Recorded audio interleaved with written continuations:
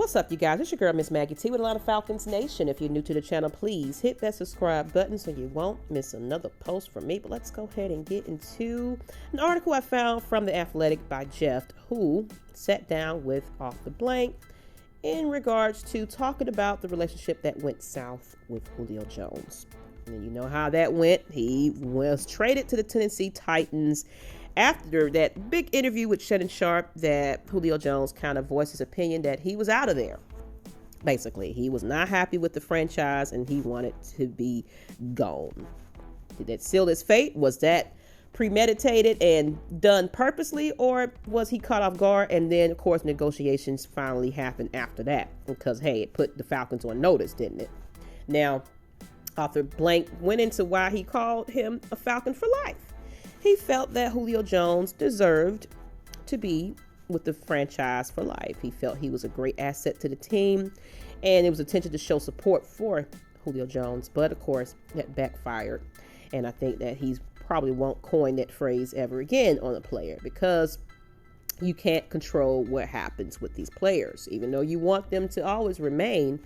But if a player is not happy, a player is not happy. You know what I'm saying? So Blank spoke about that, he didn't understand why Julio Jones felt disrespected by the organization, acknowledged that the players' relationship with some in the building had frayed, and that Jones' infrequent availabilities to practice had become a significant issue with the front office and coaches. So, with that statement, it's clear that there was somebody out there, they didn't say who, that made Julio Jones uncomfortable, possibly.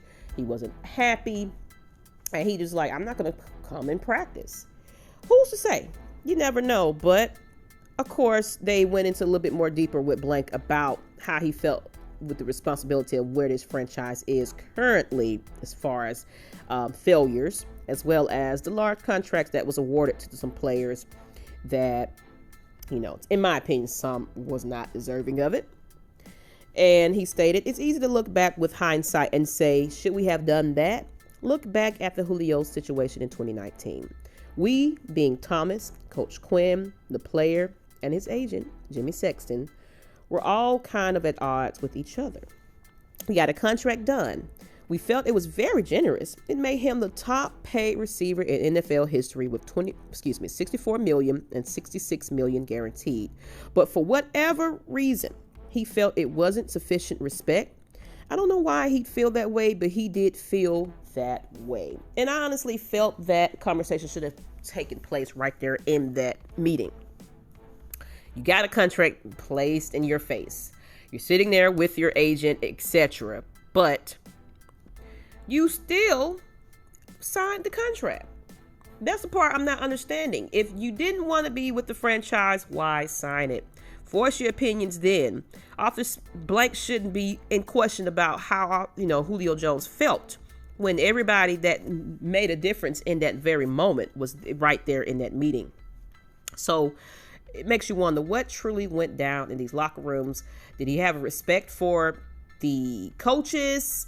Anything. You never know where the animosity came from, but it was clear as day how there was tension on the sidelines. I can see that in the 2020 season, honestly. Julio Jones just wasn't happy. It seemed like he was a little bit more argumentative, and he did hold out on practice, which we're used to, but it just seemed like this is something that's happening every year, especially since that contract negotiation. Julio Jones just wasn't happy, and I just felt like, why waste our time and go ahead and speak it and get gone. If you don't want to be here, you don't want to be here, definitely. And of course, after the negotiation contract, Arthur Blank said that the relationship did change. It wasn't the same. He said, and if you spoke to the players on the team, not that they would say anything, but I think they would tell you the same thing. Things change. And he just wasn't happy. Look, he gave us 10 great years. He's going to be a Hall of Fame player. He was a good teammate for all the period of time, but his ability or willingness to practice the way he did early in his career was different. There were some people who were in the building who had an effect on him, and he wanted out. And the last thing Coach Arthur Smith wants is a player who doesn't want to be here. And that speaks volumes. As you know, Arthur Smith don't play that. especially when those earlier press conference that he had, especially when practice started to proceed, he basically dodged the questions about Julio Jones. It's like, I'm focused on the players that are here now, and that's my main focus. Got to get the team prepared for people that want to be there. And that's just what it is. Julio Jones kind of was spoiled, in my opinion, and wanted his way. And I guess this was the last straw for him, because this particular time, he is accountable for his own actions, even in absence or not. If you're not there, that means you're not wanting to be there. Bottom line. So, Arthur Blank went a little bit about how he did like Arthur Smith's hiring, due to the fact that it was attracted to him, his success in the red zone, his background and emphasis on running the game, and his schemes sold him. And he said he felt a lot better about our offense. If you run the ball, you control the game, you control the clock.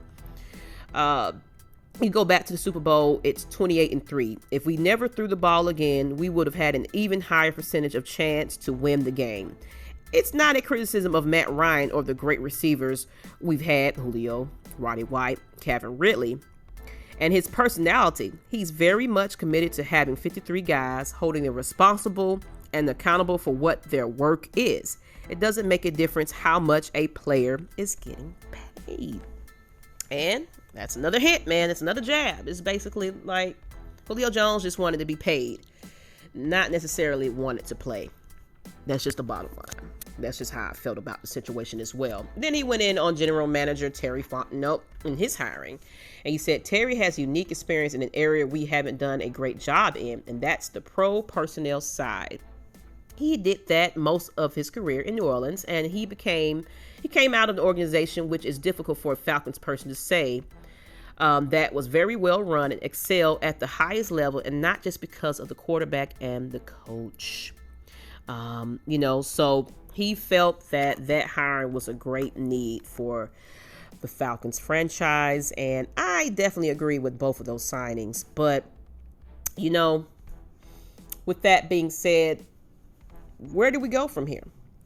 You focus on the players that are there. And now this new regime will have every last player accountable for their actions. And that's just the direction we needed to be in.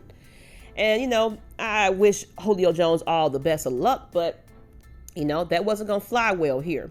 Sorry. We needed players that's going to be there participating and doing the damn thing. So that's all I got to say on that article. Of course, I didn't want to go too deep into that article because I want to give the Athletic the credit. Yeah, I'll go back and kind of read all of that, if you will. But I appreciate you guys tuning in into this long segment a little bit. Had to kind of go in on that because, Julio Jones is always the subject of topics in the franchise of Atlanta Falcons. But that's just how it is. You love them, you miss them, But until the next time, this is Maggie T with Atlanta Falcons Nation. And we are the nation. And I'm out. Peace.